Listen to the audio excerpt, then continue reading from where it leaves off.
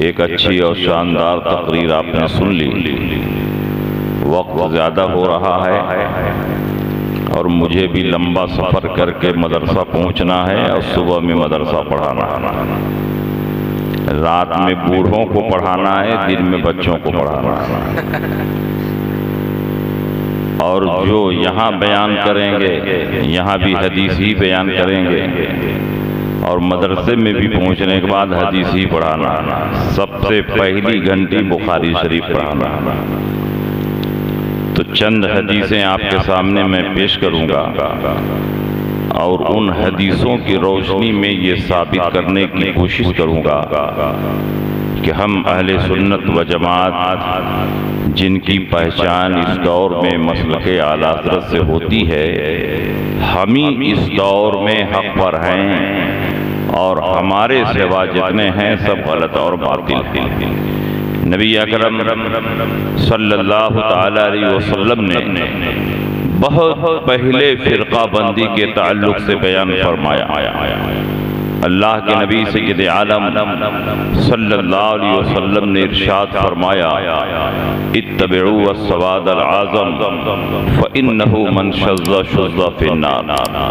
सवाद आज़म की पैरवी करो, मुसलमानों के बड़े गिरोह की पैरवी करो, जो बड़े गिरोह से कटा वो सीधे जहन्नम में पहुंचा। अल्लाह के नबी इरशाद फरमाते हैं, यदुल्लाहि अलल जमाअह, अल्लाह की मदद जमाअत के साथ है। जमाअत के साथ रहोगे अल्लाह की मदद पहुंचती रहेगी, और जमाअत से अलग हो जाओगे अल्लाह की मदद से महरूम हो जाओगे। नबी अकरम सल्लल्लाहु अलैहि वसल्लम इरशाद फरमाते हैं, इन्न शैतान ज़ेबुल इंसान कज़ेबिल गनम याख़ुज़ु शाज़्ज़ता वल क़ासियता वन नाहिया फ़इय्याकुम वश्शिआब व अलैकुम बिल जमाअति वल आम्मा। शैतान इंसानों का भेड़िया है, जैसे बकरियों का भेड़िया उसी बकरी को निशाना बनाता है जो बकरी रेवड़ से कटकर अलग अलग चलती है।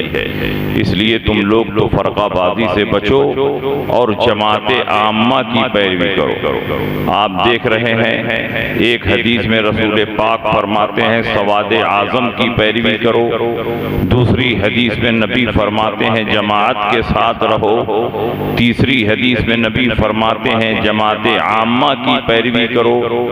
अल्फाज अलग अलग हैं लेकिन सबका माना और मतलब एक है, अहले सुन्नत के साथ रहो, अहले सुन्नत की पैरवी करो, अहले सुन्नत के रास्ते पर रहो। अहले सुन्नत व जमाअत ये नाम किसी का दिया हुआ नाम नहीं है, बल्कि कुरान और हदीस से ये नाम मुस्तंबत है। अल्लाह के नबी सय्यद आलम सल्लल्लाहु अलैहि वसल्लम ने इरशाद फरमाया, सतफ्तरिकु उम्मती अला सलासिन व सबईन मिल्लतन कुल्लुहुम फिन्नार इल्ला मिल्लतन वाहिदा। क़ालू मा हिया या रसूल अल्लाह, क़ाल मा अना अलैहि व अस्हाबी। मेरी उम्मत 73 फिरकों में बट जाएगी, 72 फिरका जहन्नमी होगा, एक फिरका जन्नती होगा। सहाबा ने पूछा, या रसूल अल्लाह 73 फिरकों में जब एक ही फिरका जन्नती होगा तो हम कैसे पहचानेंगे कि कौन जन्नती फिरका है? अल्लाह के नबी ने इरशाद फरमाया, मा अना अलैहि व अस्हाबी, जो मेरे तरीके पर हो, मेरे सहाबा के तरीके पर हो वो जन्नती है, जो मेरे तरीके से अलग हो, सहाबा के तरीके से अलग हो वो जहन्नमी है। नबी के तरीके को सुन्नत कहते हैं और सहाबा को जमात कहते हैं, और दोनों को मिलाओ तो अहले सुन्नत व जमात बनता है। पता चला जो अहले सुन्नत व जमात के तरीके पर होगा वो जन्नती होगा, और जो अहले सुन्नत से अलग होगा वो जहन्नमी होगा। चाहे वो अपना नाम अहले कुरान रखे, चाहे वो अपना नाम अहले हदीस रखे, चाहे वो अपना नाम जमात इस्लामी रखे, चाहे वो अपना नाम अस्हाबुल अदल व तौहीद रखे। खूबसूरत लेबल लगा लेने से कोई जमात हक पर नहीं हो सकती है। हक पर वही जमात होगी जो नबी की सुन्नत पर चले और सहाबा के तरीके पर चले। नारे तकबीर, नारे रिसालत। अब आप बताइए वो कौन कौन सी जमात है जो सहाबा के तरीके पर चल रही है। मैं तो कहता हूं कि इस दौर में जितने फिरके पाए जा रहे हैं सबके अमल का जायजा लीजिए, सबके अकीदे का जायजा लीजिए तो साफ पता चल जाएगा कि हम बरेलवी ही सहाबा के तरीके पर चलने वाले हैं। इसलिए कि सहाबा नबी के गैब पर ईमान रखते थे और हम भी नबी के गैब पर ईमान रखते हैं। सहाबा नबी की शफाअत पर ईमान रखते थे, हम भी नबी की शफाअत पर ईमान रखते हैं। सहाबा नबी के वसीले से दुआएं मांगते थे, हम भी नबी के वसीले से दुआएं मांगते हैं। सहाबा दूरों नजदीक से या रसूल अल्लाह कहकर पुकारते थे, हम भी दूरों नजदीक से या रसूल अल्लाह पुकारते हैं। सहाबा ज़ियारत कुबूर को जाते थे, हम भी ज़ियारत कुबूर को जाते हैं। सहाबा ईसाले सवाब करते थे, हम भी ईसाले सवाब करते हैं। जो सहाबा का अकीदा है वही हमारा अकीदा है, जो सहाबा का तरीका है वही हमारा तरीका है। और नबी ने फरमाया जो नबी की सुन्नत पर चलने के साथ साथ सहाबा के रास्ते पर चलेगा वही हकीकत में जन्नती है। इसलिए आज के दौर में जन्नती कोई और नहीं, हम अहले सुन्नत हैं जिनकी पहचान आज के दौर में मसलक आला हज़रत से होती है। नारे तकबीर, नारे रिसालत, मसलक आला हज़रत। और बात बिला दलील न रहे, आइए एक एक हदीस सुनते जाइए। नबी अकरम सल्लल्लाहु तआला अलैहि वसल्लम के सहाबा नबी के गैब पर ईमान रखते थे और हम भी नबी के गैब पर ईमान रखते थे। आपको कैसे मालूम कि सहाबा नबी के गैब पर ईमान रखते थे? आइए बुखारी की हदीस सुनिए। बुखारी शरीफ जिल्द अव्वल किताबुस सलात बाबो मन रकअ दून सफ। हजरत इमाम बुखारी ने ये हेडिंग लगाई है, ये उन्वान कायम किया है, जो सफ में पहुंचने से पहले पहले मस्जिद के दरवाजे पर नियत बांध कर रुकू कर ले और रुकू में चलते चलते सफ में पहुंच जाए, उसकी वो रकात शुमार में आएगी कि नहीं आएगी, इसी को बताने के लिए हजरत इमाम बुखारी ने बाब बांधा है। बाबो मन रकअ दून सफ, जो सफ में पहुंचने से पहले रुकू कर ले उसकी नमाज का क्या हुक्म है। हजरत अबू बकरा की हदीस नकल फरमाई है, अन अबी बकरा अन्नहु इंतहा इला नबी सल्लल्लाहु अलैहि वसल्लम व हुवा राकिउन क़ब्ल अन यसला इला सफ। हजरत अबू बकरा मस्जिद नबवी शरीफ में नमाज पढ़ने के लिए गए, अभी मस्जिद के दरवाजे ही पर पहुंचे थे, देखा हुजूर अलैहिस्सलाम रुकू में जा चुके हैं, सहाबा रुकू में जा चुके हैं। हजरत अबू बकरा ने सोचा वहां जाकर नियत बांधूंगा, कहीं जाते जाते हुजूर सर उठा दे तो मेरी एक रकात छूट जाएगी। मस्जिद के दरवाजे ही पर झटपट नियत बांध लिया, वहीं रुकू में चले गए और रुकू में चलते चलते सफ में जाकर मिल गए। नबी का चेहरा किबले की तरफ है, आने वाला पीठ के पीछे से आ रहा है। अल्लाह के नबी ने जब सलाम फेरा तो इरशाद फरमाया, ऐ अबू बकरा खड़े हो जाओ। अबू बकरा खड़े हो गए। अल्लाह के नबी ने फरमाया, क्यों तुमने मस्जिद के दरवाजे पर नियत बांध लिया, क्यों वहीं रुकू कर लिया, क्यों रुकू में चलते चलते सफ में पहुंच गए? क्या तुमको सुन्नत तरीका नहीं मालूम कि सफ में पहुंचने के बाद नियत बांधना चाहिए, सफ में शामिल होने के बाद नियत बांधना चाहिए? हजरत अबू बकरा ने ये नहीं कहा, या रसूल अल्लाह आपका चेहरा तो किबले की तरफ था, मैं पीठ के पीछे से आया और आपको पीठ पीछे का इल्म नहीं, तो कैसे आपने जान लिया कि अबू बकरा ने किस तरह नमाज शुरू की है? इसलिए कि वो सहाबी थे, वहाबी नहीं थे। उनका ये अकीदा था कि नबी आगे देखते हैं तो नबी पीछे भी देखते हैं, नबी दाएं भी देखते हैं, नबी बाएं भी देखते हैं। पूरी कायनात नबी के निगाहों के सामने है। अल्लाह के नबी ने इरशाद फरमाया, इन्नकुम तरौना क़िबलती हा होना, तुम समझते हो कि मेरा चेहरा किबले की तरफ होता है, मैं तुमको पीठ के पीछे नहीं देखता हूँ। इन्नी ला अराकुम वरा ज़हरी कमा अराकुम अमामी, मैं तुमको पीठ के पीछे ऐसे ही देखता हूँ जैसे आगे देखता हूँ। कमा ला यख्फा अलैया रुकूअकुम वला खुशूअकुम, तुम्हारा रुकू भी मुझसे पोशीदा नहीं, तुम्हारा खुशू भी मुझसे पोशीदा नहीं। मैं वो पैगंबर हूँ कि पूरी कायनात को अपने हाथ की हथेली की तरह मुशाहिदा करता हूँ। इन्नल्लाह रफ़अ लिय दुनिया फ़अना अंज़ुरु इलैहा व इला मा हुवा काइनुन फ़ीहा इला यौम यौमिल क़ियामा कअन्नमा अंजुरु इला कफ़ी हाज़िही, जो कुछ दुनिया में हो चुका है, जो कुछ क़यामत तक होने वाला है, सबको अल्लाह ने समेट कर मेरे निगाहों के सामने रख दिया है। मैं इन तमाम चीजों को ऐसे ही देखता हूँ जैसे हाथ की हथेली को देखता हूँ। मैं वो पैगंबर हूँ कि कब्रिस्तान से गुजरता हूँ, मुर्दों के हालात को देखता हूँ, किस पर अजाब हो रहा है, किसको सवाब दिया जा रहा है। मैं वो नबी हूँ कि मक्के में होता हूँ, मदीने के हालात को देखता हूँ, मदीने में होता हूँ, जंगे रूम का मुशाहिदा करता हूँ, मिंबर पर होता हूँ, क़यामत तक के अहवाल को सहाबा के सामने बयान करता हूँ, जमीन पर होता हूँ, आसमान वालों को देखता हूँ, और जब आसमान से गुजरता हूँ तो जमीन पर चलने वाले इंसानों के दिलों को पढ़ता हूँ। आला हजरत फरमाते हैं, सरे अर्श पर है तेरा गुजर, दिले फर्श पर है तेरी नजर, मलकूत मुल्क में कोई है नहीं वो जो तुझ पे आया नहीं, वो खुदा खुदा का यही है दर, नहीं और कोई मफर मकर, जो वहां से हो यही आके हो, जो यहाँ नहीं तो वहां। नारे तकबीर, नारे रिसालत, मसलके आला कसरत, उलमाए अहले सुन्नत, नारे तकबीर, नारे रिसालत।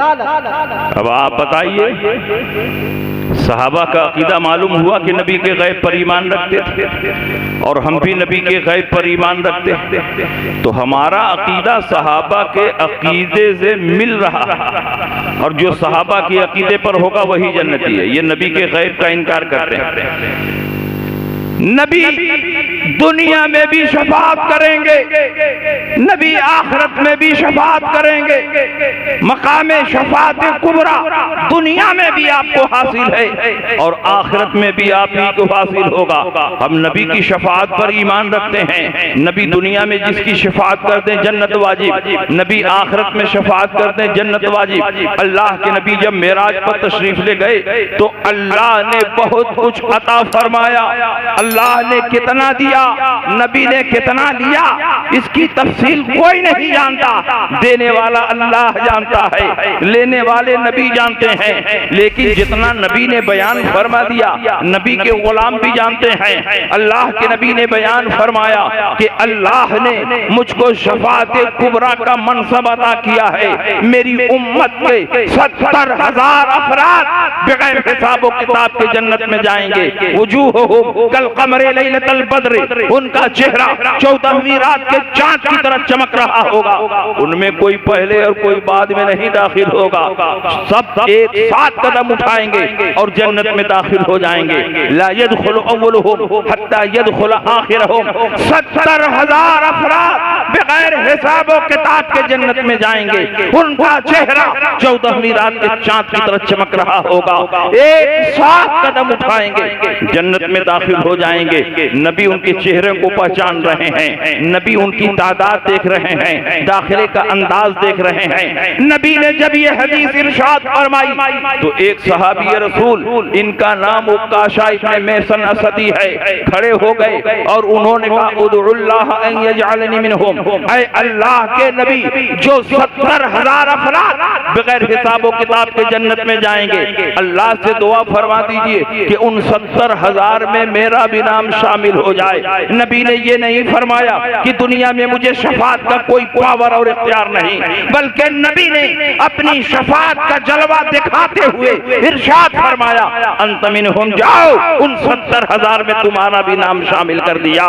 इसका मतलब ये है कि 70,000 का कोटा अगरचे अल्लाह ने मुकर्रर फरमाया है, लेकिन 70,000 में कौन दाखिल होगा, कौन खारिज होगा, सिलेक्शन का इख्तियार प्यारे मुस्तफा को दिया गया है। मुस्तफा जिसे चाहेंगे वो 70,000 में दाखिल होगा, जिसे नहीं चाहेंगे लाख नमाजें पढ़े, लाख रोजा रखे, कुरान की तिलावत करे, लेकिन नबी की शफाअत का मुस्तहिक नहीं होगा। बेशक सुभान अब अल्लाह। आप बताओ नबी की शफाअत पर कौन ईमान रखता है? हम ईमान रखते हैं। ये तो नबी की शफाअत का भी इनकार करते हैं, नबी के इल्म गैब का इनकार करते हैं। ये कहते हैं दुनिया में नबी को शफाअत करने का कोई पावर और इख्तियार ही नहीं। आप बताइए, उकाशा इब्ने महसन असदी को नबी ने जन्नत की बशारत इसी दुनिया ही में दी कि नहीं दी? और सुनिए, अल्लाह के नबी ने आशरे मुबशरा को इसी दुनिया ही में जन्नती होने की बशारत दी है। अबू बकरिन फिल जन्ना, उमर फिल जन्ना, उस्मान फिल जन्ना, अली फिल जन्ना, तलहा फिल जन्ना, सईद फिल जन्ना, साद फिल जन्ना। इन अशरे मुबशरा को अल्लाह के नबी ने इसी दुनिया ही में जन्नती होने की बशारत दी है। इसका मतलब ये हुआ कि नबी को ये पावर और इख्तियार हासिल है कि जिसे चाहे इसी दुनिया में रहकर जन्नत की बशारत अता फरमाए। सुभान अल्लाह। ये कहते हैं कि नबी ने अपनी बेटी फातिमा के बारे में फरमाया, या फातिमा तो ला उगनी अन्के मिनल्लाहि मिन शैइन, ऐ मेरी बेटी फातिमा, मैं तुमको अल्लाह के अजाब से नहीं बचा पाऊंगा। तो जब नबी अपनी बेटी को अल्लाह के अजाब से नहीं बचा पाएंगे तो तुम लोगों की सिफारिश कैसे करेंगे? तुम लोगों को जन्नत में कैसे दाखिल करेंगे? तुम लोगों को जहन्नम से निकालकर जन्नत में कैसे भेजेंगे? जो नबी अपनी बेटी की शफाअत नहीं कर सकता, वो नबी तुम्हारी शफाअत कैसे कर सकता है? मैं कहता हूँ, हदीस समझने के लिए इमाम अहमद रजा की तरह इश्क चाहिए। बेइश्क मोहम्मद जो पढ़ाते हैं बुखारी, आता है बुखार, उनको बुखारी नहीं आती। अल्लाह के नबी ने कब यह हदीस बयान फरमाई थी? जब अल्लाह के नबी ने बिल्कुल शुरू में इस्लाम की तबलीग शुरू फरमाई और अपने घर से तबलीग का आगाज फरमाया। अल्लाह के नबी ने फरमाया, ऐ अली मुसलमान हो जाओ, ऐ खदीजा मुसलमान हो जाओ। अल्लाह के नबी ने अपने घर वालों को इस्लाम की दावत दी और साफ साफ बयान फरमाया, याद रखो, जिसने मेरा कलमा पढ़ लिया, मुसलमान हो गया, उसके लिए जन्नत है, और जो मेरा कलमा नहीं पढ़ेगा वो काफिर माना जाएगा और काफिरों के लिए अल्लाह ने जहन्नम बनाया है। ये अल्लाह का मुहकम फैसला है। अल्लाह के इस फैसले के मुकाबले में मैं तुम्हारी कोई मदद नहीं करूंगा। इसका मतलब ये नहीं कि जो मुसलमान हो जाएगा नबी उसकी भी शफाअत नहीं करेंगे, उसे भी जन्नत में दाखिल नहीं करेंगे। नबी ने अपनी बेटी फातिमा ज़हरा को वो मकाम अता फरमाया कि दुनिया की तमाम औरतें उनकी किस्मत पर रश्क करें। अल्लाह के नबी ने हजरत फातिमा को सिर्फ जन्नत की बशारत नहीं दी, बल्कि जन्नती औरतों का सरदार बना दिया। अल्लाह के नबी इरशाद फरमाते हैं, इन्नमा फातिमा तो सय्यदतु निसाए अल जन्ना, फातिमा जन्नती औरतों की सरदार है। मेरी बेटी फातिमा की शान ये होगी कि जब वो पुल सिरात से गुजरेंगी, अहले महशर को निदा दी जाएगी, या अहलल महशर नक्किसु रुऊसकुम वकुद्दू अब्सारकुम फइन्न फातिमा बिन्त मुहम्मदिन तमुर्रु मअ सबईन अल्फ मिनल हूरिल ईन। ऐ अहले महशर, अपनी अपनी गर्दनें झुका दो, अपनी अपनी आंखें बंद कर लो, क्योंकि नबी की बेटी फातिमा ज़हरा 70,000 हूरों के साथ पुल सिरात से गुजरने वाली। सुभान अल्लाह, सुभान अल्लाह। ये शान मेरे नबी की बेटी को हासिल है। उन्होंने दुनिया में पर्दे का ख्याल रखा, उन्होंने दुनिया में पर्दे का लिहाज किया, तो अल्लाह ने पुल सिरात पर भी उनके पर्दे का इंतजाम फरमा दिया। बेशक। तो नबी की शफाअत पर कौन ईमान रखता है? हम ईमान रखते हैं। नबी के इल्म गैब पर कौन ईमान रखता है? हम ईमान रखते हैं। ये तो नबी के इल्म गैब के भी मुनकिर हैं, नबी की शफाअत के भी मुनकिर हैं। ये कहते हैं नबी को शफाअत का इख्तियार नहीं, दुनिया में तो बिल्कुल नहीं, और आखिरत में अल्लाह ताला जिनके बारे में इजाजत देगा सिर्फ उन्हीं की ये शफाअत करेंगे। मैं कहता हूं कि नबी जिसकी चाहेंगे उसकी शफाअत करेंगे। नबी की शान ये होगी कि नबी अकरम सल्लल्लाहु ताला अलैहि वसल्लम सजदे में सर रख देंगे और परवरदिगार आलम की बारगाह में रो रो कर दुआएं मांगेंगे। परवरदिगार आलम फरमाएगा, ऐ मोहम्मद आप सर उठाइए, बोलिए क्या बोलते हैं, मांगिए क्या मांगते हैं, शफाअत कीजिए, आपकी शफाअत कबूल की जाएगी। फतह बाबे शफाअत नबी के हाथों पर होगा। सबसे पहले मुस्तफा शफाअत करेंगे और मुस्तफा के सदक़े में आदम से लेकर ईसा तक शफाअत करेंगे। तमाम उलमा और सालिहीन शफाअत करेंगे। दुनिया में भी शफाअत का पावर नबी को हासिल हुआ और आखिरत में भी शफाअत का पावर नबी को हासिल होगा। अल्लाह के नबी इरशाद फरमाते हैं, जब ये आयत करीमा उतरी, वला सौफ युतीका रब्बुका फतरदा, अन करीब परवरदिगार आलम आपको इतना अता फरमाएगा कि आप राजी हो जाएंगे। तो नबी अकरम इरशाद फरमाते हैं, इदन ला अर्दा व वाहिदु मिन उम्मती फिन्नार, तब तो मैं राजी ही नहीं हूँगा जब तक मेरी उम्मत का एक एक फर्द जहन्नम से निकलकर जन्नत में दाखिल ना हो जाए। इसलिए उनकी पनाह आज मदद मांग उनसे, फिर न मानेंगे क़यामत में अगर माने। नारे तकबीर, नारे तकबीर, नारे रिसालत, मसलके आला हसरत, उलमाए अहले सुन्नत, नारे तकबीर, नारे रिसालत। आप जरा अंदाजा लगाओ कि शान का नबी आपको मिला। सारे सहाबा नबी के वसीले से दुआ मांगते थे। अगर डायरेक्ट अल्लाह से दुआ मांगना उनकी नजर में शिर्क से बचने का वाहिद जरिया था, तो फिर सहाबा नबी को वसीला क्यों बनाते थे? सहाबा से ज्यादा कौन शिर्क और कुफ्र को समझ सकता है, पहचान सकता है? आइए तिरमिज़ी शरीफ की एक हदीस देखिए। इस हदीस के रावी उस्मान इब्ने हुनैफ हैं। आप फरमाते हैं कि नबी अकरम सल्लल्लाहु अलैहि वसल्लम सहाबा के साथ तशरीफ फरमा है। एक नाबीना सहाबी आपकी खिदमत में हाजिर हुए और कहा, या रसूल अल्लाह मेरे लिए दुआ फरमा दे कि मेरी आंख रोशन हो जाए। नबी ने फरमाया, सब्र करो, सवाब मिलेगा। मैं आपसे पूछना चाहता हूँ, दुनिया में आज तक कोई आइज स्पेशलिस्ट ऐसा भी पैदा हुआ है जो मादरजाद अंधों को शिफा दे दे, जो मादरजाद अंधों की आंखों को ठीक कर दे?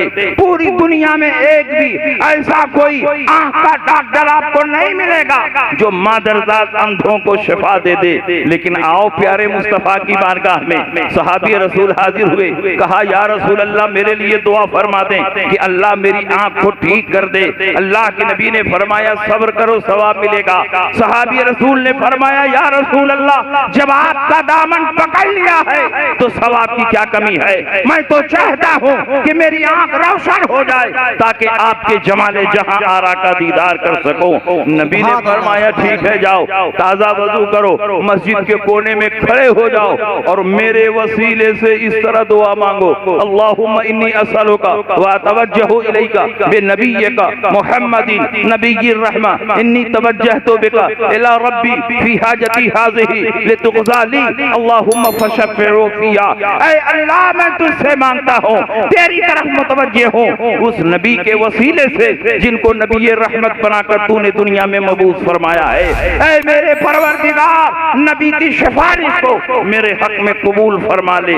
नाबीना सहाबी नमाज के बाद जैसे ही नबी के वसीले से दुआ मांग रहे हैं, उनकी दोनों आंखें रोशन हो जाती हैं, दोनों आंखें चमकने लगती हैं। गए थे तो नाबीना थे और जैसे ही नबी के वसीले से दुआ मांग रहे हैं, दोनों आंखें रोशन हो जाती हैं। ये इस बात की दलील है कि नबी को वसीला बनाना ये शिर्क और बिदअत नहीं, बल्कि नबी पर मजबूत ईमान रखने का हिस्सा है। इसीलिए आला हज़रत फरमाते हैं, ला व रब्बिल अर्श, जिसको जो मिला उनसे मिला, बढ़ती है कौनैन में नेमत रसूलुल्लाह। सुभान अल्लाह, सुभान अल्लाह। ये सारी नेमतें जो दुनिया में हैं, ये सब रसूलुल्लाह का सदका। आप बताइए, नबी के गैब पर सहाबा ईमान रखते थे, नबी के गैब पर हम भी ईमान रखते हैं। नबी की शफाअत पर सहाबा ईमान रखते थे, नबी की शफाअत पर हम भी ईमान रखते हैं। अकीदे तवस्सुल पर सहाबा ईमान रखते थे, हम भी अकीदे तवस्सुल पर ईमान रखते हैं। ये गैब के मुनकिर हैं, नबी की शफाअत के मुनकिर हैं, अकीदे तवस्सुल के मुनकिर हैं। जब ये इन मसाइल और इन अकायद का इनकार कर रहे हैं तो ये सहाबा के रास्ते पर नहीं है। और अल्लाह के नबी ने फरमाया, जो सहाबा के रास्ते पर चलेगा वही जन्नती है। इसलिए आज के दौर में जन्नती फिरका कोई और नहीं नहीं, हम अहले सुन्नत हैं जिनकी पहचान मसलक आला हजरत से होती है। सुभान अल्लाह, सुभान अल्लाह। और हर दौर में वलियों को वसीला बनाया गया, नबियों को वसीला बनाया गया और इस पर सदियों से तामुल चला रहा। 1400 साल के बाद ये बातिल फिरका पैदा हुआ जिसने गैब का इनकार किया, शफाअत का इनकार किया, तवस्सुल का इनकार किया और जो लोग अंबिया और औलिया के वसीले से दुआ मांगते हैं उनको काफिर और मुशरिक बताते हैं। हजरत आलमगीर औरंगजेब का नाम आपने सुना है कि नहीं सुना? हिंदुस्तान के बादशाह, शहनशाह हिंदुस्तान हजरत आलमगीर औरंगजेब रहमतुल्लाह अलैह, जिनके जमाने में फतावा आलमगीरी मुरत्तब की गई। 500 उलमा रातों दिन काम करते रहे तो कई सालों के बाद फिक़े हनफी का एक मुस्तनद ज़ख़ीरा जो आज हर दारुल इफ्ता की ज़ीनत है और उसका नाम फतावा आलमगीरी है, वो उन्हीं के ज़माने में मुरत्तब हुई। दीन के बड़े शहदाई उलमा का एहतराम करने वाले एक मर्तबा सुल्तानुल हिंद ख्वाजा गरीब नवाज के दरबार में फातिहा पढ़ने के लिए गए। 40 साल तक हिंदुस्तान पर उनकी हुकूमत थी। ख्वाजा गरीब नवाज के दरबार में फातिहा पढ़ने गए और बुलंद दरवाजा की सीढ़ियां चढ़ रहे थे, जो बड़ा सा गेट आता है, निजाम हैदराबाद दक्कन की वो निशानी उसी ने बनवाई। सीढ़ियों पर चढ़ रहे थे और एक अंधा फकीर ख्वाजा साहब की बारगाह में सदा बुलंद कर रहा था, ऐ ख्वाजा मुझे आंख दे दे, ऐ ख्वाजा मुझे आंख दे दे। हजरत आलमगीर औरंगजेब रहमतुल्लाह अलैह खड़े होकर उसकी सदा सुनने लगे। अब वो चिल्ला रहा है, मुझे आंख दे दे, ऐ ख्वाजा मुझे आंख दे दे। आपने फरमाया कि कितने सालों से तुम आंख मांग रहे हो? तो कहा 7 साल से। कहा अब तक आंख तुमको नहीं मिली? कहा नहीं, अब तक तो नहीं मिली। लगता है ख्वाजा साहब की तवज्जो नहीं हुई, इसीलिए मुझको आंख नहीं मिली। आलमगीर औरंगजेब रहमतुल्लाह अलैह फरमाते हैं कि मुझको पहचानते हो कि मैं कौन हूँ? कहा कि नहीं, मैं तो नहीं पहचानता। तो फरमाया कि शहनशाह हिंदुस्तान अबू मुजफ्फर आलमगीर औरंगजेब हूँ और मैं फातिहा पढ़ने के लिए अंदर जा रहा था और फातिहा पढ़ के आऊं तो आंख मौजूद होनी चाहिए, वरना तुम्हारी गर्दन उड़ा दूंगा। अब तो वो बेचारा रो रो कर ख्वाजा साहब की बारगाह में दुआ करने लगा कि ऐ ख्वाजा, अब आंख ही का सवाल नहीं, अब तो जिंदगी का भी सवाल है। आलमगीर औरंगजेब अपनी जबान का पक्का है, अगर मुझे आंख नहीं मिली, मेरी आंख रोशन नहीं हुई तो आलमगीर औरंगजेब आएगा और मेरी गर्दन को मार देगा।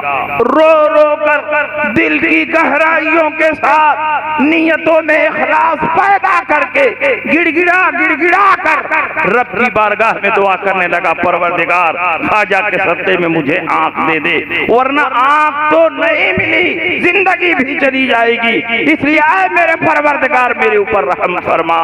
जब दिल की गहराइयों से रो रो कर दुआ मांगने लगा तो कुछ ही देर में उसकी आंख रोशन हो, आंख चमकने लगी। आलमगीर औरंगजेब अंदर से फातिहा पढ़कर आए तो कहा कि तुम्हारी आंख रोशन हो गई? कहा हाँ हुजूर, आंख रोशन हो गई है। कहा 7 साल से तुम मांग रहे थे, आंख रोशन नहीं हुई और आज अचानक रोशन हो गई? कहा हाँ हुजूर, आज तवज्जो हो गई। तो आपने फरमाया तवज्जो हमेशा रहती है, लेकिन पहले सिर्फ जबान से मांग रहे थे, लेकिन जब जान जाने का खतरा आया तो दिल की गहराइयों से नियतों में इखलास पैदा करके तुम मांगने लगे, इसलिए फौरन तुम्हारी दुआ कबूल हो गई। अल्लाह वालों के दरबार में किसी चीज की कमी नहीं है, नियतों में इखलास की कमी है। मांगने का अंदाज सही होना चाहिए। जब दिल की गहराइयों से मांगने वाला मांगता है तो परवरदिगार आलम इन्हीं वलियों के सदके में सब कुछ अता फरमाता। तो ये अकीदा एक जमाने से चला आ रहा, इसलिए हम और आप इसी मजबूत अकीदे पर कायम रहें। तो जो लोग गैब का इनकार कर रहे हैं, जो लोग अकीदे तवस्सुल का इनकार कर रहे हैं, जो लोग शफाअत का इनकार कर रहे हैं, ये सहाबा के रास्ते पर नहीं है। और ऐसे ही एक नया फिरका आजकल पैदा हो गया है, 8 रकात तरावी वाला फिरका।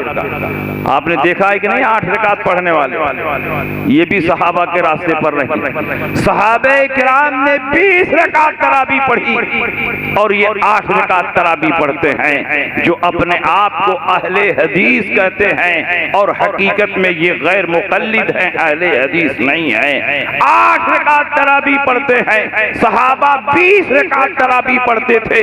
ये सहाबा के रास्ते पर नहीं है, और जब सहाबा के रास्ते पर नहीं है तो ये भी जन्नती फिरका नहीं है। हजरत उमर इब्ने खत्ताब रज़ी अल्लाह ताला अन्हु ने उबई इब्ने काब की इमामत में सारे सहाबा को जमा फरमा दिया और उबई इब्ने काब ने 20 रकात तरावी पढ़ी। सहाबा में से किसी ने इनकार नहीं किया।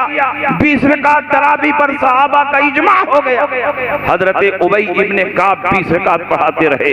हजरत उमर के बाद हजरत उस्मान की खिलाफत कायम हुई, 20 रकात तरावी होती रही। हजरत अली की खिलाफत कायम हुई, 20 रकात तरावी होती रही। और जितने खुलफाए राशिदीन आते रहे, सबने 20 रकात तरावी पढ़ी और पढ़ाई। और 20 रकात तरावी ये खुलफाए राशिदीन की सुन्नत है। नबी ने फरमाया, अलैकुम बिसुन्नती व सुन्नतिल खुलफाए राशिदीन अल महदीयीन, तुम पर मेरी सुन्नत की पैरवी लाजिम है और खुलफाए राशिदीन की सुन्नत की पैरवी भी लाजिम है। जो 8 रकात तरावी पढ़ रहे हैं वो सहाबा के रास्ते से अलग है, खुलफाए राशिदीन की सुन्नत से अलग। इसलिए ऐसे लोगों से भी होशियार रहिए। सऊदीया जा रहे हैं, 2-3 साल सऊदीया में रहते हैं और जैसे ही सऊदीया से आए इमाम आजम अबू हनीफा बन के आ गया। अब लोगों के ऊपर फतवा बगाड़े लगे, अरे हाथ यहाँ क्यों बांध रहे हो, हाथ यहाँ बांधो, टांग फैला के खड़े हो जाओ, जोर से आमीन कहो। ये बीमारी बड़ी आम हो रही है। चंद सालों में इस तरह से बदल जा रहे हैं कि यहाँ आने के बाद बड़े बड़े उलमा और बड़े बड़े मुफ्तियों को ये झाड़ते हुए नजर आ रहे हैं कि आप लोगों की नमाज का तरीका सही। लेकिन सही बात यह है कि ये खुद हदीसों पर अमल नहीं करते। सारे सहाबा ने 20 रकात तरावी पढ़ी। इन्होंने सोचा कि रोजा रख करके 20 रकात तरावी पढ़ना तो बहुत भारी है, तो खुद बदलते नहीं, कुरान को बदल देते हैं। हुए किस दर्जा फकीहाने हरम पे तौफीक, इन्होंने कहा कि तरावी 20 रकात नहीं है बल्कि 8 रकात है। सारे सहाबा गलत, ताबईन गलत, तबे ताबईन गलत, अइम्मा मुज्तहिदीन गलत, औलियाए कामिलीन गलत, 1400 साल के मुसलमान गलत। तरावी 20 नहीं है बल्कि 8 रकात। तो 20 को घटा के 8 कर दिया और 3 रकात वित्र थी तो उसको घटा के 1 रकात कर दिया। अब कुछ दिन के बाद आधी रकात कर दिया। रुकू करो, घर जाओ, काम हो गया। तरावी 20 रकात और वित्र की नमाज 3 रकात है। हजरत आयशा सिद्दीका फरमाती हैं, हुजूर सल्लल्लाहु अलैहि वसल्लम 3 रकात वित्र पढ़ते। पहली रकात में सब्बिह इस्म रब्बिकल आला लज़ी खलक़ फसव्वा, दूसरी रकात में कुल या अय्युहल काफिरून, तीसरी रकात में कुल हुवल्लाहु अहद। अलग अलग रकातों के लिए अलग अलग सूरतें बयान करना, ये इस बात की दलील है कि तरावी 20 रकात है और वित्र की नमाज 3 रकात है, 1 रकात नहीं। मगर इन्होंने हेरा फेरी करके लोगों को आसानी दे दी। कहा कि जब तक हम आसानी नहीं देंगे लोग हमारे करीब आएंगे कैसे। इसलिए 20 को घटा के 8 किया, 3 को घटा के 1 किया और कुर्बानी 3 दिन थी तो उसको बढ़ा के 4 दिन कर दिया। कहा 3 दिन में ताजा ताजा गोश्त खाने में मजा ही नहीं आता है, 4 दिन ताजा ताजा गोश्त जाए। सहाबा ने 3 दिन कुर्बानी की। हजरत अबू बकर की रिवायत, हजरत उमर की रिवायत, अब्दुल्ला इब्ने उमर की रिवायत और कसीर सहाबा की रिवायत मौजूद है। अय्यामुन नहरे सलासतुन अफजलुहा अव्वलुहा, कुर्बानी 3 दिन है और पहले दिन कुर्बानी करना अफजल। सारे सहाबा तो 3 ही दिन कुर्बानी करते रहे, मगर इन्होंने सहाबा का तरीका बदल दिया। कहा नहीं, 3 दिन में मजा नहीं आता, 4 दिन कुर्बानी चाहिए। और आजकल सऊदीया से जो रिटर्न हो रहे हैं वो चौथे ही दिन जानबूझ करके कुर्बानी कर रहे हैं। तो ये दीन में हेरा फेरी कर रहे हैं। और इनके एक मुज्तहिद सिद्दीक हसन भोपाली है, सुरमा भोपाली, उन्होंने फतवा दिया कि एक बकरे में 100 आदमियों की कुर्बानी जायज़। एक बकरे में 100 आदमियों की कुर्बानी जाए। कभी आपने ऐसा फतवा सुना था? बड़े जानवर में 7 आदमियों की कुर्बानी, छोटे जानवर में 1 आदमी की कुर्बानी। लेकिन इन्होंने बुदूरुल अहिल्ला नामी किताब में फतवा दिया कि एक बकरे में 100 आदमियों की कुर्बानी जायज है और सबकी कुर्बानी हो गई, सबके जिम्मे से वजूब साबित हो गया। अब किसी को अलग से कुर्बानी करने की जरूरत नहीं है। इन्हीं से सीख करके कलकत्ता के शमा नियाजियों ने मीटिंग की। उनके नेताओं ने अपने मौलवियों पर दबाव बनाया, शमा नियाजियों पर, कि तुम लोग कुछ नई नई बातें नहीं निकालते, इसीलिए कोई तुम्हारी जमात में नहीं आता। गैर मुकल्लिदीन को देखो, आए दिन नई नई चीजें निकालते हैं। 20 रकात तरावी थी तो घटा दिया, 8 कर दिया। 3 दिन कुर्बानी थी तो 4 दिन कर दिया। एक बकरे में 100 आदमियों की कुर्बानी जायज कर दिया। अरे तुम लोग भी कुछ मेहनत करो, कुछ नई नई चीजें पैदा करो। जब तक आसानी नहीं दोगे, कॉलेज यूनिवर्सिटी के लोग, दुनियादार लोग तुम्हारी जमात में नहीं शामिल होंगे। अगर तुम चाहते हो कि हिंदुस्तान में शमा नियाजियत बाकी हो और फैले, तो तुम लोग भी कुछ नया नया फतवा निकालो। तो शमा नियाजी मौलवियों की कलकत्ता की धरती पर मीटिंग हुई और उन्होंने फैसला किया कि अगर एक बकरे में 100 आदमियों की कुर्बानी जायज है तो एक मुर्गे में 7 आदमियों की कुर्बानी जायज है। एक मुर्गे में कितनी कुर्बानी? 7 आदमियों की। कुछ दिनों के बाद कहेंगे एक गौरैया में 7 की कुर्बानी जायज। और ये दोनों जिन्होंने एक बकरे में 100 आदमियों की कुर्बानी को जायज कहा और जिन्होंने एक मुर्गे में 7 आदमियों की कुर्बानी को जायज कहा, ये दोनों जहन्नमी है, जन्नती नहीं है। इनका फतवा बता रहा है कि ये जन्नत में जाने वाले नहीं हैं, क्योंकि रसूल पाक सैयद आलम सल्लल्लाहु अलैहि वसल्लम ने इरशाद फरमाया, फमिनु दहायाकुम फइन्नहा अला सिरात मतायाकुम, मोटे और फरबा जानवरों की कुर्बानी करो, क्योंकि इसी कुर्बानी के जानवर पर बैठकर पुल सिरात पार करना है। जिस जानवर की आप कुर्बानी करते हैं, जानवर मोटा होना चाहिए, फरबा होना चाहिए, इसलिए कि इसी जानवर पर बैठकर आपको पुल सिरात पार करना है। जानवर कमजोर होगा तो बैठ करके आप कैसे पार करेंगे? इसलिए रसूल पाक ने फरमाया, फमिनु दहायाकुम फइन्नहा अला सिरात मतायाकुम, मोटे और फरबा जानवरों की कुर्बानी करो, क्योंकि इसी कुर्बानी के जानवर पर बैठकर पुल सिरात पार करना है। और रसूल पाक ने एक दूसरी हदीस में जो बुखारी में है फरमाया, पुल सिरात के नीचे ही जहन्नम है। अब दोनों हदीसों को जोड़ दो कि जिस जानवर की कुर्बानी करते हो उसी जानवर पर बैठकर पुल सिरात पार करना है और पुल सिरात के नीचे ही जहन्नम है। जब एक बकरे पर 100 गैर मुकल्लिद सवार होंगे और एक मुर्गे पर 7 शमा नियाजी सवार होंगे तो बकरा भी वहीं उलट जाएगा, मुर्गा भी वहीं। तो ये कहाँ जाएंगे? पुल सिरात के नीचे क्या है? जन्नत है कि जहन्नम है? इसलिए आप इनसे दूर रहिए, इनसे होशियार रहिए। ये हदीसों का नाम तो लेते हैं लेकिन हकीकत में हदीसों पर अमल नहीं करते हैं। ये बुखारी बुखारी चिल्लाते हैं लेकिन एक भी बुखारी की हदीस पर अमल नहीं करते हैं। बड़ी तेजी के साथ हमारी आबादी में वहाबियत, देवबंदियत, गैर मुकल्लिदियत का फितना बढ़ रहा है और इस फितने को रोकने के लिए अगर कोई मसलक हद सिकंदरी बनकर खड़ा है तो उसी मसलक का नाम मसलक आला हजरत। इसलिए पूरी मजबूती से मसलक आला हजरत पर कायम रहो। और आला हजरत इमाम अहमद रजा किसी मामूली मौलवी का नाम नहीं है। अपने दौर के सबसे अजीम मुहक्किक और अपने दौर के सबसे बड़े मुजद्दिद का नाम आला हजरत इमाम अहमद रजा है। अल्लामा जलालुद्दीन सयूती के बाद आज तक दुनिया में ऐसा कोई मुहक्किक और मुजद्दिद पैदा नहीं हुआ जिसने 1000 से ज्यादा किताबें लिखी हों। अल्लामा जलालुद्दीन सयूती ने 1000 से ज्यादा किताबें लिखी और उनके बाद पूरी दुनिया में सिर्फ आला हजरत इमाम अहमद रजा हैं जिन्होंने अलग अलग मौजूआत पर 1000 से ज्यादा किताबें लिखी। सुभान अल्लाह। और आला हजरत को अल्लाह ने ऐसी मकबूलियत अता फरमाई, ऐसी मकबूलियत अता फरमाई कि आपकी जबान से जो बात निकलती थी वो भी रब की बारगाह में कबूल हो, क्योंकि आला हजरत कोई मामूली मौलवी नहीं थे, अपने दौर के मुजद्दिद थे। और जो अपने दौर का मुजद्दिद होता है वो अपने जमाने के वलियों का सरदार होता है।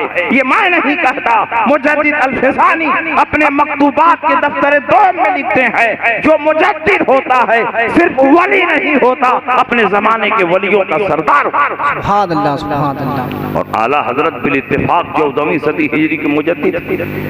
आला हजरत की जबान रब की बारगाह में इस कदर मकबूल थी, इस कदर मुस्तजाब थी कि आपकी जबान से जो बात निकलती थी रब की बारगाह में कबूल हो जाती। हयात आला हजरत में लिखा है कि बरेली शरीफ में इल्मे नुजूम और इल्मे हयात के एक बहुत बड़े माहिर आलिम थे और उनका नाम है अल्लामा गुलाम हुसैन बरेलवी। अल्लामा गुलाम हुसैन बरेलवी मौलाना मोहम्मद हुसैन फरमाया कि इस महीने में बारिश नहीं होगी, आइंदा महीने में बारिश होगी। आला हजरत इमाम अहमद रजा ने फरमाया अगर मेरे रब ने चाहा तो इसी महीने में बारिश होगी। उन्होंने कहा इस महीने में बारिश नहीं होगी, सितारों की चाल नहीं देखते, सितारों की वजह नहीं देखते, एक महीने के बाद बारिश होगी। आला हजरत ने फरमाया मेरे रब ने चाहा तो इसी महीने में बारिश होगी। उन्होंने कहा आप सितारों की चाल नहीं देखते। आला हजरत फरमाते हैं मैं सितारों की चाल भी देख रहा हूँ और सितारों को पैदा करने वाले रब की कुदरत भी देख रहा हूँ। मेरे रब ने चाहा तो इसी महीने में बारिश। सुभान अल्लाह। उन्होंने कहा इस महीने में बारिश नहीं होगी। इल्मे नुजूम का कायदा बता रहा, इल्मे हयात का ज़ाब्ता बता रहा। आला हजरत ने देखा कि इल्मे नुजूम और इल्मे हयात के ज़न्नी कायदों पर इतना भरोसा है कि अल्लाह की कुदरत से गाफिल हो रहे हैं, इन्हें पता ही नहीं चल रहा। आला हजरत के सामने एक घड़ी लटक रही थी। आला हजरत ने पूछा बताइए घड़ी में क्या टाइम हुए? उन्होंने कहा कि 11:15 हुए। कहा 12 बजने में कितना बाकी है? कहा पौना घंटा बाकी। आला हजरत ने पूछा अगर पौना घंटा नहीं गुजरेगा तो क्या 12 नहीं बजेगा? 12 की घंटी नहीं बजेगी? उन्होंने कहा हरगिज़ नहीं, जब तक पौना घंटा नहीं गुजरेगा ना 12 बजेगा ना 12 की घंटी बजेगी। आला हजरत खड़े हुए, घड़ी का ढकना खोला, बड़ी सुई को खींचकर 12 पे कर दिया। फौरन टन टन टन 12 बज गया। आला हजरत ने फरमाया आप तो कह रहे थे जब जब पौना घंटा नहीं गुजरेगा न 12 बजेगा न 12 की घंटी बजेगी। उन्होंने कहा आपने बड़ी सुई को खींचकर 12 पे कर दिया, इसलिए फौरन 12 बज गया, 12 की घंटी बज गई। अगर ये सुई अपनी फितरी रफ्तार से चलती तो पौना घंटा गुजरने के बाद ही 12 बजता। आला हजरत ने फरमाया यही नुक्ता तो मैं आपको समझाना चाहता हूँ। मैंने बड़ी सुई को खींचकर 12 पे कर दिया, फौरन 12 बज गया, 12 की घंटी बज गई। मेरा परवरदिगार भी कादिर है, जब चाहे इस सितारे को खींचकर यहाँ कर दे, उस सितारे को खींचकर यहाँ कर दे, इस सितारे को खींचकर यहाँ कर दे। फौरन सितारों की चाल बदल जाएगी, सितारों की वजह बदल जाएगी, आपका बनाया हुआ नक्शा बदल जाएगा। मेरे रब ने चाहा तो इसी महीने में बारिश होगी, बल्कि इसी हफ्ते में बारिश होगी, बल्कि अभी बारिश होगी। इतना कहना था कि बारिश होने लगी, बारिश होने लगी। इतनी बारिश होती है कि बरेली की सरजमीन जलता लो। नारे तकबीर, नारे तकबीर, नारे रिसालत, मसलके आला कसरत, उलमाए अहले सुन्नत, नारे तकबीर, नारे रिसालत। बताइए ये आला हजरत की मकबूलियत की दलील है कि नहीं? अल्लाह ताला मोहताज नहीं है कि वलियों की बात माने, लेकिन अल्लाह ताला वलियों की महबूबियत को बढ़ाने के लिए, उनका रुतबा बढ़ा बढ़ाने के लिए उनकी जबान से निकली हुई हर दुआ को, हर बात को कबूल फरमा लेता है। इसलिए कि अल्लाह की बारगाह में उन्होंने ऐसा कुर्ब हासिल कर लिया है कि जो कुछ वलियों की जबान से बात निकलती है रब की बारगाह में कबूल हो जाती है। ये अल्लाह वालों की शान है। और आला हजरत इमाम अहमद रजा अपने दौर में सिर्फ वली ही नहीं थे, गौसे पाक के नाइब भी थे। गौसे पाक की आदत करीमा है कि हर दौर में, हर जमाने में किसी न किसी आलिम रब्बानी के सर पर अपनी नियाबत का ताज रखते हैं। और आला हजरत इमाम अहमद रजा गौसे पाक के अपने जमाने में नाइब थे। ये मैं नहीं कहता, बड़े बड़े वलियों के ख्वाब में आकर सरकार गौसे पाक ने फरमाया कि इस जमाने में मेरा नाइब मौलाना अहमद रजा खान बरेलवी। जमात अहले सुन्नत के बहुत बड़े पीर, बहुत बड़े आलिम, बहुत बड़े मुहद्दिस पीर सैयद जमात अली शाह मुहद्दिस अलीपुरी हयात आला हजरत में ये वाकया लिखा। उन्होंने ख्वाब देखा, ख्वाब में सरकार गौसे पाक तशरीफ लाए। पीर सैयद जमात अली शाह मुहद्दिस अलीपुरी ने पूछा, हुजूर इस वक्त हिंदुस्तान में आपका नायब कौन है? सरकार गौसे पाक ने फरमाया, इस वक्त हिंदुस्तान में मेरा नायब मौलाना अहमद रजा खान बरेलवी। और जब आला हजरत की रूहानियत और विलायत में और इजाफा हुआ तो उसी शरकपुर के रहने वाले पीर तरीकत शेखुल मशाइख पीर शेर मोहम्मद शरकपुरी रहमतुल्लाह अलैह ने ख्वाब देखा। सरकार गौसे पाक ख्वाब में तशरीफ लाए। पूछा, हुजूर इस वक्त पूरी दुनिया में आपका नायब कौन है? तो सरकार गौसे पाक ने फरमाया, इस वक्त पूरी दुनिया में मेरा नायब मौलाना अहमद रजा खान बरेलवी। सुभान अल्लाह। आला हजरत की ऐसी अजमत उनके दिल में पैदा हुई कि शरकपुर से चलकर बरेली आला हजरत इमाम मोहम्मद रजा से मिलने के लिए और बरेली में महल्ला सौदागरान में पहुंचे। आला हजरत के मकान पर आला हजरत अपनी बैठक में बैठे हैं। अल्लामा शरकपुरी आला हजरत की बैठक में दाखिल हुए। आला हजरत को सलाम किया, आला हजरत को मुसाफा किया और आला हजरत के हाथ को चूम लिया। जब अल्लामा शरकपुरी ने आला हजरत के हाथ को चूमा तो आला हजरत ने पलट कर उनके हाथ को चूमा। अल्लामा शरकपुरी ने कहा, हुजूर आपने मेरा हाथ क्यों चूमा? मैंने तो इसलिए चूमा कि आप हिंदुस्तान के सबसे बड़े आलिम हैं, सबसे बड़े फकीह हैं, सबसे बड़े मुफ्ती हैं। मैंने अपना नाम नहीं बताया, अपना तारुफ नहीं करवाया, लेकिन आपने मेरा हाथ चूम लिया। सरकार आला हजरत फरमाते हैं, जो ख्वाब में सरकार गौसे पाक को देखकर आ रहा हो वो इस लायक है कि सिर्फ उसका हाथ नहीं उसका पांव भी चूमा जाए, इसलिए मैंने तुम्हारे हाथ को बोसा। 4-5 दिन तक आला हजरत के मेहमान रहे और जब पलट कर शरकपुर गए तो जलसे से खिताब करके उन्होंने कहा, ऐ लोगों मैं बरेली शरीफ से आ रहा हूँ, आला हजरत इमाम अहमद रजा की बारगाह से आ रहा हूँ। मैंने देखा कि उनकी बारगाह में एक पर्दा पड़ा हुआ है, पर्दे के पीछे सरकार गौसे पाक तशरीफ फरमा है। जो सरकार गौसे पाक बता रहे हैं वही मौलाना अहमद रजा लिख रहे हैं, वही मौलाना अहमद रजा बोल रहे हैं। जबान अहमद रजा की है लेकिन बातें सरकार गौसे पाक। सुभान अल्लाह। ऐसा अजीम मुजद्दिद आपको मिला, ऐसा अजीम मुहक्किक आपको मिला जिसने अपने दौर के तमाम बातिल फिरकों का मुंह तोड़ जवाब दिया, जिसने हर उठने वाले फितने का कलाकमा किया, जिसने हर बातिल जमात के रद में दर्जनों किताबें लिखी और इतनी किताबें लिख दी कि क़यामत तक बातिल फिरके पैदा होते रहेंगे और आला हजरत की किताबों से उनका जवाब दिया जाएगा। इसलिए आज पूरी मजबूती के साथ मसलके आला हजरत पर कायम रहने की जरूरत है। और एक आखिरी बात सुन लीजिए,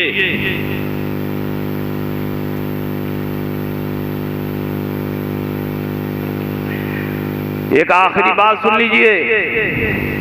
आला हजरत इमाम अहमद रजा को ये रुतबा और मर्तबा यूं ही नहीं मिले।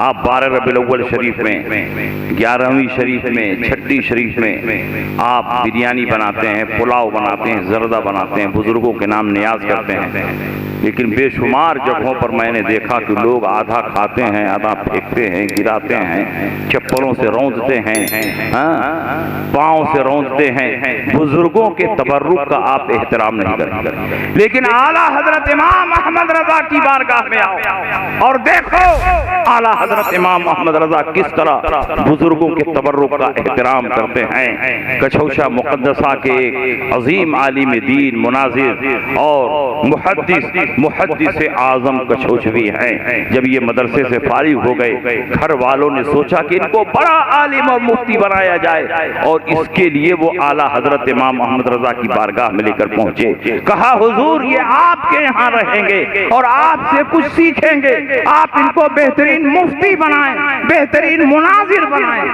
आप इनसे जो चाहें खिदमत लें। आला हजरत के एक दिन मेहमान रहे, दूसरे दिन आला हजरत ने मुहद्दिस आजम कछौशवी को बुलाया। चारपाई पर एक तरफ आला हजरत बैठे हैं, दूसरी तरफ मुहद्दिस आजम कछौशवी बैठे हैं। आला हजरत ने फतवा नवेसी की जिम्मेदारी देने से पहले अपनी जेब से 11 रुपया निकाला और खादिम से कहा जाओ तबर्रुक लेकर आओ। खादिम तबर्रुक लाया, चारपाई पर तबर्रुक रखा, गौसे पाक के नाम आला हजरत ने फातिहा पढ़ी। फातिहा के बाद आला हजरत ने अपने हाथ से तबर्रुक उठाया और मुहद्दिस आजम कछौशवी को दिया, लीजिए खा लीजिए। उन्होंने खा लिया। बाकी तबर्रुक आला हजरत ने जितने खुद्दाम और हाजरीन वहां मौजूद थे सबको दिया कि आप लोग आपस में तकसीम करके खा ले। तमाम खुद्दाम, तमाम मौजूदीन ने आपस में तबर्रुक को तकसीम करके खा लिया। मुहद्दिस आजम का बयान है, अचानक मैंने देखा आला हजरत इमाम अहमद रजा चारपाई से नीचे आ गए। मैंने सोचा कोई जरूरत होगी, घर में दाखिल होना चाह रहे होंगे, लेकिन नहीं, मैंने देखा जमीन पर बैठ गए और जैसे नमाजी सजदे में सर झुकाता है इसी तरह आला हजरत इमाम अहमद रजा अपनी पेशानी जमीन पर झुकाने लगे। मैंने जमीन पर गौर से देखा तो मैंने ये देखा तबर्रुक बांटने वालों की गलती से तबर्रुक का एक छोटा सा जर्रा जमीन पर गिरा हुआ है। आला हजरत इमाम अहमद रजा उसको अपने हाथ से नहीं झुककर अपनी जबान से उठाने की कोशिश कर रहे हैं। इसके दिल में सरकार गौसे पाक के तबर्रुक का इतना एहतराम हो, सरकार गौसे पाक का कितना एहतराम होगा, रसूल पाक का कितना एहतराम होगा। इसीलिए आला हजरत इमाम अहमद रजा पूरी जिंदगी नामूसे रिसालत की हिफाजत करते रहे, नामूसे रिसालत पर हमला करने वालों का दंदा शिकन जवाब देते रहे, अजमत औलिया की हिफाजत करते रहे, गौसे पाक की अजमत पर पहरा देते रहे और अपने आप को गौसे पाक की बारगाह में इस तरह पेश किया है कि किसी और वली की बारगाह में इस तरह नहीं पेश किया। आला हजरत फरमाते हैं तुझसे दर, दर से सग और सग से है मुझको निस्बत, मेरी गर्दन में भी है दूर का डोरा तेरा, मेरी किस्मत की कसम खाएं सगाने बगदाद हिंद में रह के भी देता रहूं पहरा। नारे तकबीर, नारे रिसालत, मसलके आला हज़रत, उलमाए अहले सुन्नत, नारे तकबीर, नारे रिसालत। चलिए अब तकरीर बहुत हो गई।